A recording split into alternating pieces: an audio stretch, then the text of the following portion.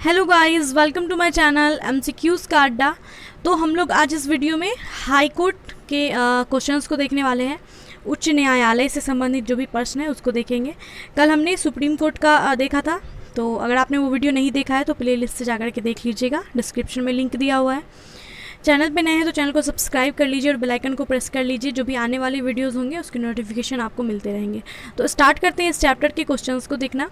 भारत में कुल कितने उच्च न्यायालय हैं? तो वर्तमान में भारत में 25 हाई कोर्ट हैं, यानी कि उच्च न्यायालय हैं। 25वां कौन सा बना है? 25वां लेटेस्ट जो बना है वो बना है आंध्र प्रदेश में। ठीक है, नेक्स्ट क्वेश्चन। देश के 25 उच्च न्यायालयों में न्यायाधीशों की कुल स्वीकृत संख्या कितनी है? तो कुल स्वीकृत संख्या 1089 है। ठीक है, 79 है। नेक्स्ट है, भारत के किस उच्च न्यायालय में न्यायाधीशों की संख्या सबसे कम है? तो सबसे कम है सिक्किम में। सिक्किम में कुल 3 न्यायाधीश हैं। ठीक है, 3 न्यायाधीश जो कार्यरत हैं सिक्किम उच्च न्यायालय में, सबसे कम है। और सबसे अधिक जो है वो इलाहाबाद में है। नेक्स्ट क्वेश्चन वही है, भारत के किस उच्च न्यायालय में न्यायाधीशों की संख्या सबसे अधिक है? तो इलाहाबाद में। इलाहाबाद में कितने हैं? 95। नेक्स्ट क्वेश्चन, भारत के 25 उच्च न्यायालयों में किसकी स्थापना सबसे बाद में हुई है? तो सबसे आखिरी में जो हुआ है वो आंध्र प्रदेश उच्च न्यायालय का हुआ है। 25वां उच्च न्यायालय है ये, 2019 में हुआ था इसका स्थापना। नेक्स्ट क्वेश्चन है, बम्बई उच्च न्यायालय, कलकत्ता उच्च न्यायालय तथा मद्रास उच्च न्यायालय की स्थापना एक साथ हुई थी। इनकी स्थापना किस वर्ष हुई है? तो बम्बई, कलकत्ता और मद्रास उच्च न्यायालय जो है इनकी स्थापना एक साथ हुई थी 1861 में। ठीक है, तो यहाँ 62 ऑप्शन में दिया है, तो 62 देते 61-62 रहता है। ऑप्शन के हिसाब से आप लोग देखिएगा, लेकिन 61 है। ठीक है, इसका आंसर जो होगा वो 1861 ही है। कहीं कहीं पे देखने मिलता है 1862, तो ऑप्शन के हिसाब से देखिएगा। लेकिन अगर 61-62 दोनों होगा तो 61 को ही आंसर दीजिएगा। ठीक है, नेक्स्ट है, किस उच्च न्यायालय के सर्वाधिक अस्थायी और स्थायी खंडपीठ हैं? तो वो कौन सा उच्च न्यायालय है जिसका सबसे अधिक खंडपीठ है? तो वो है गुवाहाटी उच्च न्यायालय का। गुवाहाटी उच्च न्यायालय जो है इसके कितने खंड है? इसके गुवाहाटी उच्च न्यायालय के अधिकार क्षेत्र में आता है असम, अरुणाचल प्रदेश। ठीक है, असम आता है, अरुणाचल प्रदेश आता है, नागालैंड आता है और मिजोरम आता है। यानी कि 4 कार्य क्षेत्र आते हैं गुवाहाटी उच्च न्यायालय में, 4 राज्यों का कार्य क्षेत्र। तो सबसे अधिक किसका है? गुवाहाटी का ही है इस ऑप्शंस के हिसाब से। वैसे बॉम्बे उच्च न्यायालय जो है, इन बॉम्बे उच्च न्यायालय में भी 4 जगहों का कार्य क्षेत्र है। महाराष्ट्र का है, गोवा का है, दमन दीव का है, और दमन एंड दीव और दादर और नागर हवेली, इसके में भी 4 है। लेकिन ऑप्शन में क्या है? ऑप्शन के हिसाब से गुवाहाटी में है सबसे अधिक। नेक्स्ट है, भारत के किस संघ शासित क्षेत्र का अपना उच्च न्यायालय है? तो भारत में 2 संघ शासित क्षेत्र ऐसे हैं जिसका खुद का उच्च न्यायालय, वो है दिल्ली और दूसरा है जम्मू कश्मीर। नेक्स्ट क्वेश्चन है, निम्नलिखित में से किस राज्य का अपना स्वयं का उच्च न्यायालय नहीं है? तो नागालैंड जो है ये गुवाहाटी उच्च न्यायालय में आता है, इसका खुद का उच्च न्यायालय नहीं है। नेक्स्ट क्वेश्चन, निम्नलिखित में से कौन सा उच्च न्यायालय एक से अधिक राज्यों का उच्च न्यायालय है? तो गुवाहाटी उच्च न्यायालय जो है वो 4 राज्यों का है उच्च न्यायालय। नेक्स्ट क्वेश्चन, पटना उच्च न्यायालय की स्थापना कब हुई थी? तो पटना उच्च न्यायालय जो है इसकी स्थापना हुई थी 1916 ईस्वी में, 3 फरवरी 1916 को। नेक्स्ट क्वेश्चन, भारत का सबसे बड़ा उच्च न्यायालय, भारत का सबसे बड़ा उच्च न्यायालय है इलाहाबाद उच्च न्यायालय, जो उत्तर प्रदेश का है। नेक्स्ट है, भारत के किन 2 संघ शासित क्षेत्रों का अपना उच्च न्यायालय है? तो दिल्ली और जम्मू कश्मीर का है। नेक्स्ट क्वेश्चन, किस राज्यों में साझा उच्च न्यायालय है? तो साझा उच्च न्यायालय किन किन का है? महाराष्ट्र और गोवा का है। बॉम्बे उच्च न्यायालय के अंतर्गत आते हैं ये महाराष्ट्र, गोवा, दमन दीव और दादर और नागर हवेली। नेक्स्ट क्वेश्चन, भारत में उच्च न्यायालय सर्वप्रथम कब आरंभ हुआ था? तो भारत में उच्च न्यायालय यानी कि हाई कोर्ट जो है वो सर्वप्रथम कब आरंभ हुआ था? 1861 में बम्बई, मद्रास और कोलकाता की स्थापना की गई थी।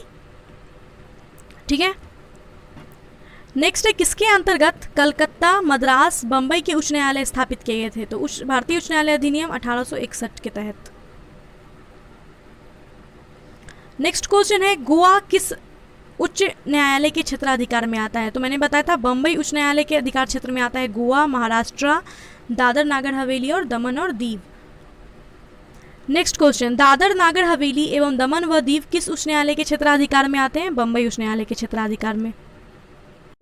नेक्स्ट क्वेश्चन है, अंडमान व निकोबार द्वीप पर निम्न उच्च न्यायालयों में से किस एक का क्षेत्राधिकार है? तो अंडमान निकोबार द्वीप जो है, इस पर जो क्षेत्राधिकार है वो है कलकत्ता उच्च न्यायालय का। ठीक है, कलकत्ता उच्च न्यायालय की स्थापना हुई थी 2 जुलाई 1862 को। तो कलकत्ता उच्च न्यायालय का क्षेत्राधिकार जो है अंडमान निकोबार द्वीप पर है। नेक्स्ट है, लक्षद्वीप संघ शासित प्रदेश किस उच्च न्यायालय के क्षेत्राधिकार के अंतर्गत आता है? तो लक्षद्वीप जो है ये आता है केरल उच्च न्यायालय के अधीन। ठीक है, केरल उच्च न्यायालय की स्थापना 1 नवंबर 1956 को हुई थी। नेक्स्ट है, छत्तीसगढ़ उच्च न्यायालय कहाँ स्थित है? छत्तीसगढ़ का जो उच्च न्यायालय है वो बिलासपुर में स्थित है। नेक्स्ट क्वेश्चन है, उत्तराखंड उच्च न्यायालय की स्थापना कहाँ हुई थी? उत्तराखंड उच्च न्यायालय की स्थापना नैनीताल में। नेक्स्ट क्वेश्चन, झारखंड उच्च न्यायालय की स्थापना कहाँ हुई? रांची में। नेक्स्ट है, मध्य प्रदेश उच्च न्यायालय कहाँ स्थित है? जबलपुर में स्थित है। ये सब याद रखिएगा। अभी केरल का देखिए, केरल का उच्च न्यायालय कहाँ स्थित है? तो केरल का एर्नाकुलम में स्थित है। नेक्स्ट क्वेश्चन है, उड़ीसा राज्य का उच्च न्यायालय कहाँ है? तो उड़ीसा का जो है वो कटक में है। नेक्स्ट है, यहाँ पे सूची को मिलाना है। राजस्थान उच्च न्यायालय कहाँ है? तो राजस्थान का उच्च न्यायालय जोधपुर में है। उड़ीसा का कटक में है। गुजरात का अहमदाबाद में है। केरल का एर्नाकुलम में है। तो 1 का 4, बी का 3, सी का 2, डी का 1, ऑप्शन सी राइट हो जाएगा। नेक्स्ट है, 2 या अधिक राज्यों या संघीय प्रदेशों के लिए एक सामान्य उच्च न्यायालय की स्थापना की जा सकती है किसके द्वारा?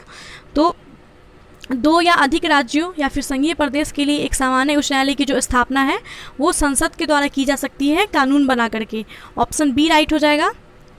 नेक्स्ट है, उच्च न्यायालय के क्षेत्राधिकार को घटाने या बढ़ाने का अधिकार किसके पास है? तो उच्च न्यायालय के क्षेत्राधिकार को घटाने या फिर बढ़ाने का अधिकार सांसद के पास है। नेक्स्ट क्वेश्चन है, उच्च न्यायालय के न्यायाधीशों की नियुक्ति कौन करता है? तो सर्वोच्च न्यायालय के न्यायाधीशों या उच्च न्यायालय के न्यायाधीशों, इनकी नियुक्ति राष्ट्रपति करते हैं। नेक्स्ट क्वेश्चन है,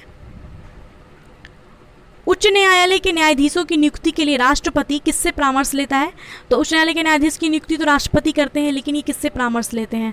तो राष्ट्रपति जो है वो सर्वोच्च न्यायालय के जो मुख्य न्यायाधीश होते हैं इनसे परामर्श लेते हैं, और जिस राज्य का उच्च न्यायालय है उसके मुख्य न्यायाधीश से परामर्श लेते हैं, और वहाँ के राज्यपाल से भी परामर्श लेते हैं। तो ऑप्शन डी राइट हो जाएगा। इन तीनों से वो परामर्श लेकर के ही न्यायाधीश की नियुक्ति करते हैं राष्ट्रपति। ठीक है, नेक्स्ट है, उच्च न्यायालय में बकाया कार्य को निपटाने के लिए राष्ट्रपति अपर न्यायाधीश की नियुक्ति अधिक से अधिक कितने समय के लिए कर सकते हैं? तो उच्च न्यायालय में अगर कोई काम बचा रह गया है उसको निपटाने के लिए राष्ट्रपति जो है अपर न्यायाधीश की नियुक्ति करते हैं, वो अधिक से अधिक 2 वर्ष के लिए कर सकते हैं। नेक्स्ट क्वेश्चन है, उच्च न्यायालय में न्यायाधीश के पद पर नियुक्त होने के लिए क्या अर्हताएं होनी चाहिए? उच्च न्यायालय की बात हो रही है यहाँ पे। हाई कोर्ट का न्यायाधीश अगर बनना है, जज बनना है, तो उसके लिए उन्हें नियुक्त करने के लिए अर्हता यानी कि योग्यता क्या होनी चाहिए? वो भारत का नागरिक हो और उसकी आयु 62 वर्ष से कम होनी चाहिए।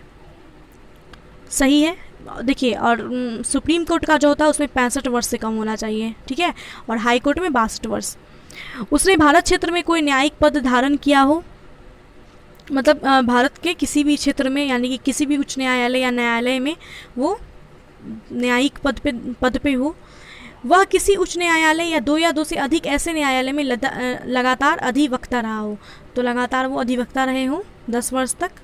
तो ये तीनों ही अर्हताएं होनी चाहिए, ऑप्शन डी राइट हो जाएगा। नेक्स्ट क्वेश्चन है, उच्च न्यायालय के न्यायाधीशों का वयस्क भारतीय नागरिक के द्वारा निर्वाचन होता है, विधानमंडल के सदस्य के द्वारा निर्वाचन होता है, राष्ट्रपति के द्वारा नियुक्ति होती है, मुख्यमंत्री के द्वारा नियुक्ति होती है?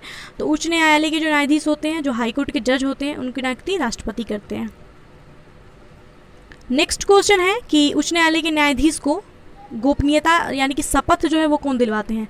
तो वो शपथ जो लेते हैं वो राज्यपाल दिलवाते हैं उस राज्य के। नेक्स्ट है, उच्च न्यायालय के न्यायाधीश अपना त्यागपत्र किसको देते हैं? उच्च न्यायालय के न्यायाधीश जो हैं वो अपना त्यागपत्र देते हैं राष्ट्रपति को।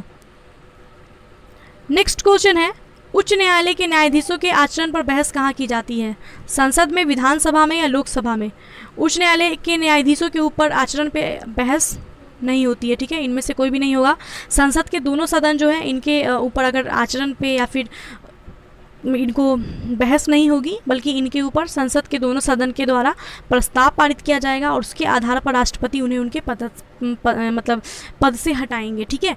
उनके आचरण पे बहस नहीं किया जा सकता है कहीं पे भी। सो इनमें से कोई भी नहीं इसका आंसर होगा। नेक्स्ट क्वेश्चन है, किसी न्यायालय को एक उच्च न्यायालय से दूसरे में स्थानांतरित करने का अधिकार किसको है? तो किसी भी न्यायाधीश को उच्च न्यायालय से दूसरे उच्च न्यायालय में मतलब या फिर कहीं पे भी स्थानांतरित करने का जो अधिकार होता है वो भारत के राष्ट्रपति को होता है। नेक्स्ट क्वेश्चन है, उच्च न्यायालय के न्यायाधीश को कौन हटा सकता है? उच्च न्यायालय के न्यायाधीश को हटा कौन सकते हैं? विशेष बहुमत से पारित संसद के प्रस्ताव पर राष्ट्रपति हटाएंगे। नेक्स्ट क्वेश्चन है, उच्च न्यायालय के न्यायाधीशों को उसके पद से केवल किन प्रमाणित आधार पर हटाया जा सकता है? तो कदाचार और असमर्थता के आधार पर हटाया जा सकता है। ऑप्शन सी राइट हो जाएगा। नेक्स्ट क्वेश्चन है, उच्च न्यायालय के न्यायाधीश की सेवानिवृत्ति की अधिकतम उम्र सीमा क्या है? 62 वर्ष है। नेक्स्ट है, उच्च न्यायालय के मुख्य न्यायाधीश और अन्य न्यायाधीश का वेतन क्या है? तो उच्च न्यायालय के जो मुख्य न्यायाधीश होंगे उनका वेतन है 2,50,000 और जो अन्य न्यायाधीश होते हैं उनका 2,25,000। तो ऑप्शन डी राइट हो जाएगा। नेक्स्ट है, किसी राज्य के उच्च न्यायालय के न्यायाधीशों के वेतन तथा भत्ते निम्नलिखित में से किस निधि पर भारित होते हैं? तो उच्च न्यायालय के न्यायाधीश का वेतन भत्ता या फिर सुप्रीम कोर्ट के न्यायाधीश का वेतन भत्ता जो होता है वो भारत के संचित निधि से होता है। नेक्स्ट क्वेश्चन, उच्च न्यायालय के मुख्य न्यायमूर्ति और अन्य न्यायाधीश कितने आयु तक पद पर बने रहते हैं? 62 वर्ष तक। सुप्रीम कोर्ट के जो होते हैं वो 65 वर्ष तक बने रहते हैं। नेक्स्ट क्वेश्चन है, उच्च न्यायालय के किसी न्यायाधीश की आयु के बारे में उत्पन्न किसी प्रश्न का विनिश्चय कौन करता है? तो उच्च न्यायालय के न्यायाधीश की आयु के बारे मतलब आयु से रिलेटेड अगर कोई प्रश्न उठता है तो उसका विनिश्चय यानी कि उस पर कौन बोल सकते हैं, यानी कि कौन इस पर कर सकते हैं? तो उच्च न्यायालय के मुख्य न्यायाधीश कर सकते हैं या राज्यपाल कर सकते हैं उस राज्य के, या सर्वोच्च न्यायालय के मुख्य न्यायाधीश कर सकते हैं। सर्वोच्च न्यायालय के मुख्य न्यायाधीश के परामर्श से राष्ट्रपति कर सकते हैं। तो उच्च न्यायालय क्या हो रहा है? ओके। सो उच्च न्यायालय के किसी न्यायाधीश की आयु के बारे में उत्पन्न किसी प्रश्न का विनिश्चय जो है वो सर्वोच्च न्यायालय के मुख्य न्यायाधीश के परामर्श से राष्ट्रपति करेंगे। सर्वोच्च न्यायालय के मुख्य न्यायाधीश, सुप्रीम कोर्ट के जो मुख्य न्यायाधीश होंगे उसके परामर्श से राष्ट्रपति करेंगे, ठीक है। नेक्स्ट क्वेश्चन देखिए, उच्च न्यायालय के न्यायाधीश पद पर नियुक्त होने वाली प्रथम महिला कौन है?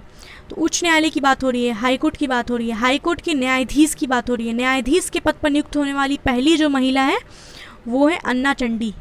उच्च न्यायालय के न्यायाधीश पद पर नियुक्त होने वाली पहली महिला कौन है? अन्ना चंडी है। और उच्च न्यायालय की मुख्य न्यायाधीश बनने वाली पहली महिला कौन है? लीला सेठ है। मुख्य न्यायाधीश बनने वाली उच्च न्यायालय की पहली महिला लीला सेठ और न्यायाधीश बनने वाली अन्ना चंडी है। लीला सेठ ये कहाँ की बनी थी? दिल्ली की बनी थी। तो आपको कमेंट में बताना है, सुप्रीम कोर्ट वाला वीडियो जो मैंने कल बताया था सुप्रीम कोर्ट वाले में, तो वहाँ पे भी हमने इस टाइप के क्वेश्चंस देखे थे। तो आपने बताना है कि सुप्रीम कोर्ट में मुख्य न्यायाधीश के ऊपर तो कोई मतलब अभी तक महिला बनी नहीं है, तो सुप्रीम कोर्ट की न्यायाधीश बनने वाली पहली महिला कौन थी ये मुझे कमेंट में चाहिए, ठीक है। प्लीज़ कमेंट में आंसर दीजिएगा। मैं हंस रही हूँ, मुझे पता है आंसर नहीं आएगा, ठीक है। उच्च न्यायालय में मुख्य न्यायाधीश के अतिरिक्त कुल कितने न्यायाधीशों का प्रावधान संविधान में है? तो उच्च न्यायालय में मुख्य न्यायाधीश के अतिरिक्त न्यायाधीशों के प्रावधान संविधान में जो है उसका कोई सीमा नहीं है, ठीक है। नेक्स्ट क्वेश्चन, मौलिक अधिकार को लागू करने अथवा अतिक्रमण करने के मामले में उच्च न्यायालय निम्नलिखित में से किस प्रकार का आदेश जारी कर सकते हैं? तो मौलिक अधिकार का अतिक्रमण होने पर उच्च न्यायालय या फिर सर्वोच्च न्यायालय जो है वो 5 प्रकार की रीट जारी कर सकते हैं। उसमें अधिकार परीक्षा, परमादेश व प्रतिषेध, बंदी प्रत्यक्षीकरण व उत्प्रेषण लेके आता है। तो ऑप्शन डी राइट हो जाएगा। नेक्स्ट है, बंदी प्रत्यक्षीकरण याचिका के अतिरिक्त निम्नलिखित में से किस याचिका को उच्च न्यायालय जारी कर सकता है? उत्प्रेषण, परमादेश, अधिकार परीक्षा। Option D. नेक्स्ट क्वेश्चन, उच्च न्यायालय अपने अधीनस्थ न्यायालय या अर्ध न्यायिक निकायों के विरुद्ध उत्प्रेषण रीट तब जारी कर सकता है जब निर्णय या आदेश में कोई विधि संबंधी त्रुटि हो, जब निर्णय या आदेश को पारित करने में नैसर्गिक न्याय के सिद्धांत का उल्लंघन हो, जब निर्णय या आदेश को पारित करने की अधिकारिता के आधिक्य में कार्य किया गया हो। तो उच्च न्यायालय अपने अधीनस्थ न्यायालय या फिर अर्ध निकायों के विरुद्ध उत्प्रेषण रीट की बात हो रही है, ये तभी जारी कर सकते हैं जब निर्णय या आदेश में कोई विधि संबंधी त्रुटि हो, जब निर्णय या आदेश को पारित करने में नैसर्गिक न्याय के सिद्धांत का उल्लंघन हो, जब निर्णय या आदेश को पारित करने के अधिकारी के अधिकार में कार्य किया गया हो। तो ऑप्शन डी राइट हो जाएगा। नेक्स्ट क्वेश्चन, उच्च न्यायालय की परमादेश जारी करने की शक्ति के अंतर्गत किस शक्ति के अंतर्गत आते हैं? तो परमादेश जो उच्च न्यायालय जारी करते हैं, उच्च न्यायालय सर्वोच्च न्यायालय परमादेश रीट जो जारी करता है, ये किस शक्ति के अंतर्गत आता है? संवैधानिक अधिकार है उनका, सांविधिक अधिकार है और मौलिक अधिकार, इन तीनों के अंतर्गत आता है। नेक्स्ट क्वेश्चन, उच्च न्यायालय को किसका अधीक्षण करने का अधिकार है? उच्च न्यायालय को अधीनस्थ न्यायालय का अधीक्षण करने का अधिकार है। नेक्स्ट है, भारत में उच्च न्यायालय के संबंध में निम्नलिखित कथनों पर विचार करना और सही कथन बताना है। तो भारत में अभी 25 उच्च न्यायालय हैं, बिल्कुल सही कथन है ये। उनमें से 3 का क्षेत्राधिकार एक राज्य से अधिक है, मतलब 3 ऐसे उच्च न्यायालय हैं जिनका क्षेत्राधिकार एक राज्य से अधिक है। तो ये गलत कथन है कि 3 का क्षेत्राधिकार जो है वो एक राज्य से अधिक है। किसी भी संघ राज्य क्षेत्र का अपना उच्च न्यायालय नहीं, तो ये भी गलत है। दिल्ली और जम्मू कश्मीर का खुद का उच्च न्यायालय है। चौथा कथन है, उच्च न्यायालय के न्यायाधीश 62 वर्ष की उम्र तक पद पर धारित रह सकते हैं। तो ये बिल्कुल सही है। तो पहला और चौथा जो है वो सही है, ऑप्शन सी राइट हो जाएगा। ओके, नेक्स्ट क्वेश्चन, निम्न उच्च न्यायालयों में कौन एक से अधिक राज्य या केंद्र शासित प्रदेश के लिए? महाराष्ट्र, गुवाहाटी, इलाहाबाद, दिल्ली। तो गुवाहाटी है। गुवाहाटी 4 राज्य का क्षेत्र आता है गुवाहाटी के अंतर्गत। अरुणाचल प्रदेश, नागालैंड, मिजोरम, असम, है ना। ओके, नेक्स्ट क्वेश्चन, निम्न में कौन सा कथन उच्च न्यायालय के सेवानिवृत्ति जज के विषय में सही है? तो उच्च न्यायालय के सेवानिवृत्ति जज की बात हो रही है यहाँ पे, इसके बारे में जो सही कथन है वो हमें बताना है। तो उच्च न्यायालय के सेवानिवृत्ति जो जज होते हैं वो सर्वोच्च न्यायालय में वकालत कर सकते हैं, वह भारत के सभी उच्च न्यायालय में वकालत कर सकते हैं, वह उसी उच्च न्यायालय में वकालत कर सकते हैं जहाँ से वो सेवानिवृत्त हुए हैं। भारत के किसी भी अदालत में वकालत नहीं कर सकते। तो अगर आपने सुप्रीम कोर्ट वाला वीडियो देखा है तो उसमें हमने देखा था कि सुप्रीम कोर्ट का मुख्य न्यायाधीश या न्यायाधीश अगर सेवानिवृत्त हो जाता है तो वो किसी भी न्यायालय में वो मतलब वकालत नहीं कर सकते हैं। लेकिन अगर उच्च न्यायालय की बात आए तो उच्च न्यायालय के जो सेवानिवृत्त जज होते हैं वो सर्वोच्च न्यायालय में वकालत कर सकते हैं। सर्वोच्च न्यायालय उच्च न्यायालय से ऊपर होता है तो वहाँ पे कर सकते हैं, बाकी नहीं कर सकते। बाकी किसी उच्च न्यायालय में या फिर अपने से कम वाले न्यायालय में नहीं कर सकते हैं, सर्वोच्च न्यायालय में कर सकते हैं। ठीक है, सो ऑप्शन ए राइट हो जाएगा। तो सर्वोच्च न्यायालय और उच्च न्यायालय में एक डिफरेंस है न्यायाधीशों में। सर्वोच्च न्यायालय के जो न्यायाधीश होंगे वो सेवानिवृत्ति के बाद कहीं पे भी वो वकालत नहीं कर पाएंगे, लेकिन हाईकोर्ट के जो होंगे वो सुप्रीम कोर्ट में कर सकते हैं। ओके, नेक्स्ट क्वेश्चन, सबसे पहले किस उच्च न्यायालय ने घोषणा की थी कि बंद असंवैधानिक है? बंद असंवैधानिक है, ये सबसे पहले किस उच्च न्यायालय ने घोषणा की थी? केरल उच्च न्यायालय ने किया था 1977 में।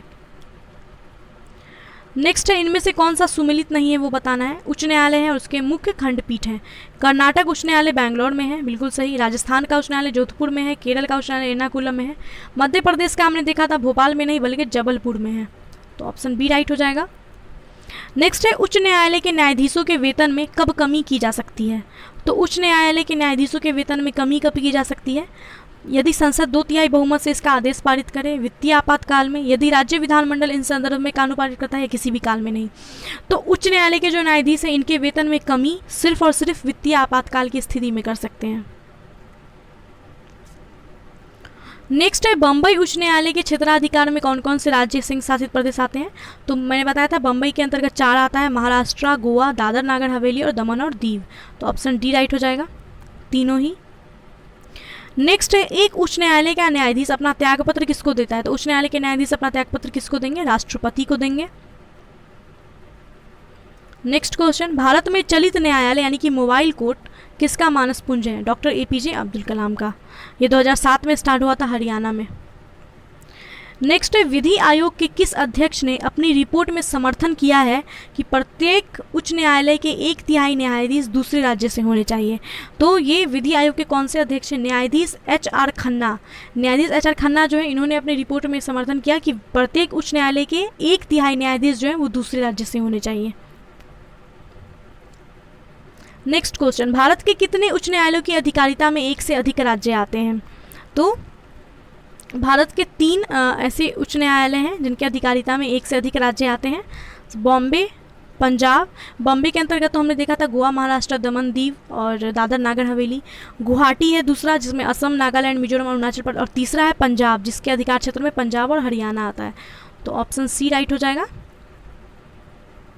नेक्स्ट क्वेश्चन, निम्नलिखित कथनों पर विचार करना है और सही कथन हमें बताना है। भारत में उच्च न्यायालय के न्यायाधीश को हटाने के लिए रीति उच्चतम न्यायालय के न्यायाधीशों के हटाने के रीति के समान है। यानी कि उच्च न्यायालय के न्यायाधीश को, जैसे सर्वोच्च न्यायालय के न्यायाधीश को हटाते हैं, वैसे ही भारत के उच्च न्यायालय के न्यायाधीश को भी हटाने का प्रावधान किया गया है। ये कथन बिल्कुल सही है। दूसरा कथन है, उच्च न्यायालय का कोई न्यायाधीश अपने पद से सेवानिवृत्ति के पश्चात भारत के किसी भी न्यायालय, किसी प्राधिकरण के समक्ष अभिवचन नहीं कर सकता। तो हमने पढ़ा था कि उच्च न्यायालय का न्यायाधीश जो होगा वो सेवानिवृत्त होने के बाद सर्वोच्च न्यायालय में समक्ष अभिवचन कर सकता है। यहाँ लिखा है किसी भी न्यायालय में नहीं कर सकता, तो ये कथन गलत है। सर्वोच्च न्यायालय में कर सकता है वो। सो ऑप्शन ए राइट हो जाएगा, केवल 1, पहला कथन सिर्फ सही है। नेक्स्ट क्वेश्चन है, नीचे 2 वक्तव्य दिए गए हैं, कथन और कारण दिया गया है। तो कथन है कि भारत में प्रत्येक राज्य के राज्य क्षेत्र में एक उच्च न्यायालय विद्यमान है। तो ये कथन गलत है। प्रत्येक राज्य में एक उच्च न्यायालय नहीं है, 25 ही उच्च न्यायालय हैं। और राज्य कितने हैं? 28 हैं, है ना। तो हर राज्य में एक उच्च न्यायालय विद्यमान नहीं है, ये कथन गलत है। दूसरा कथन है, कारण है कि भारत के संविधान में यह प्रावधान है कि प्रत्येक राज्य में एक उच्च न्यायालय हो। तो ये जो कथन दिया गया है, कथन और कारण दिया गया है, तो पहला कथन तो गलत है, कारण सही है। संविधान में ये प्रावधान है लेकिन अभी विद्यमान में नहीं है ना उच्च न्यायालय हर राज्य में। तो ऑप्शन डी राइट हो जाएगा, ए गलत है लेकिन आर सही है। नेक्स्ट क्वेश्चन है, निम्नलिखित कथनों पर विचार करना है। कोई व्यक्ति जिसने किसी उच्च न्यायालय के स्थायी न्यायाधीश के रूप में पद धारण किया है, उच्चतम न्यायालय के सिवाय भारत में किसी न्यायालय या किसी प्राधिकरण के समक्ष अभिवचन या कार्य नहीं कर सकता है। कोई व्यक्ति भारत के किसी उच्च न्यायालय के न्यायाधीश के रूप में नियुक्ति के लिए अर्हित नहीं है यदि उसने भारत के राज्य क्षेत्र में कम से कम 5 वर्ष तक न्यायिक पद धारी नहीं किया हो। तो देखिएगा ज़रा गौर से, आपने पढ़ा होगा तो भी आपको लगा होगा कि ये वाला सही है। बट देखिए, कोई व्यक्ति जिसने किसी उच्च न्यायालय के स्थायी न्यायाधीश के रूप में पद धारण किया है, उच्चतम न्यायालय के सिवाय भारत में किसी न्यायालय या प्राधिकरण के समक्ष अभिवचन या कार्य नहीं कर सकता, ये कथन गलत है। वो सेवानिवृत्ति के बाद, उच्च न्यायालय के न्यायाधीश सेवानिवृत्ति के बाद उच्चतम न्यायालय के सिवा किसी भी न्यायालय के समक्ष अभिवचन या कार्य नहीं कर सकते। यहाँ सेवानिवृत्ति नहीं लिखा हुआ है ना, यहाँ लिखा है कि न्यायाधीश के रूप में पद धारण किया है और उसके बाद वो उच्च न्यायालय के सिवाय किसी भी न्यायालय के समक्ष अभिवचन या कार्य नहीं कर सकते। तो ये गलत है, वो सेवानिवृत्ति के बाद नहीं कर सकते हैं, ठीक है। दूसरा कथन है, कोई व्यक्ति भारत के किसी उच्च न्यायालय के न्यायाधीश के रूप में नियुक्ति के लिए अर्हित नहीं है यदि उसने भारत के राज्य क्षेत्र में कम से कम 5 वर्ष तक न्यायिक पद धारण नहीं किया हो। तो ये भी कथन गलत है, 5 वर्ष नहीं बल्कि 10 वर्ष होना चाहिए, ठीक है। सो दोनों ही कथन हमारा गलत है, ऑप्शन डी राइट हो जाएगा, ना एक सही है ना 2। आई होप कि आपको समझ में आया होगा कि ये गलत कैसे हुआ। नेक्स्ट क्वेश्चन है, संविधान के अनुच्छेद 226 के अंतर्गत उच्च न्यायालय के द्वारा दिया गया निर्देश परिवर्तित किया जा सकता है, किसके द्वारा? तो उच्च न्यायालय अगर कोई निर्देश देता है तो संविधान के अनुच्छेद 226 के द्वारा वो परिवर्तित किया जा सकता है। राज्य के विधि मंत्री के द्वारा, सरकार के द्वारा, राज्य के राज्यपाल के द्वारा, उपर्युक्त में से किसी के भी नहीं। तो ऑप्शन डी राइट हो जाएगा, उपर्युक्त में से किसी के भी द्वारा ये निर्देश परिवर्तित नहीं किया जा सकता। नेक्स्ट है, उच्च न्यायालय का न्यायाधीश बनने के लिए कम से कम कितने वर्ष की उच्च न्यायालय के अधिवक्ता के रूप में वकालत का अनुभव हो? तो 10 वर्ष का अनुभव होना चाहिए। नेक्स्ट क्वेश्चन, दिल्ली उच्च न्यायालय की पहली महिला न्यायाधीश कौन थी? तो हमने पढ़ा था कि भारत की पहली महिला जो उच्च न्यायालय की न्यायाधीश बनी है, भारत की वो पहली महिला जो किसी भी उच्च न्यायालय की न्यायाधीश बनी हो, तो वो कौन थी? लीला सेठ थी। और मैंने वहीं पे बताया था कि दिल्ली की बनी थी, तो ये दिल्ली उच्च न्यायालय की भी पहली महिला न्यायाधीश हुई और भारत की भी हुई। सो ऑप्शन सी राइट हो जाएगा। नेक्स्ट है, आंध्र प्रदेश उच्च न्यायालय कब से अस्तित्व में आया है? आंध्र प्रदेश उच्च न्यायालय जो है ये अस्तित्व में आया 1 जनवरी 2019 से। नेक्स्ट क्वेश्चन, आंध्र प्रदेश उच्च न्यायालय कहाँ पे स्थित है? अमरावती। नेक्स्ट क्वेश्चन, भारत के कितने संघ शासित क्षेत्रों का अपना उच्च न्यायालय? 2 का, जम्मू कश्मीर और दिल्ली का। नेक्स्ट क्वेश्चन, निम्नलिखित में से क्या उच्च न्यायालय और उच्चतम न्यायालय दोनों की अधिकारिता के अधीन आता है? तो उच्च न्यायालय और उच्चतम न्यायालय इन दोनों के अधिकारिता के अधीन क्या आता है? मूल अधिकारों का संरक्षण आता है। नेक्स्ट है, भारत का 25वां उच्च न्यायालय कौन है? आंध्र प्रदेश है। So guys, thanks for watching this video.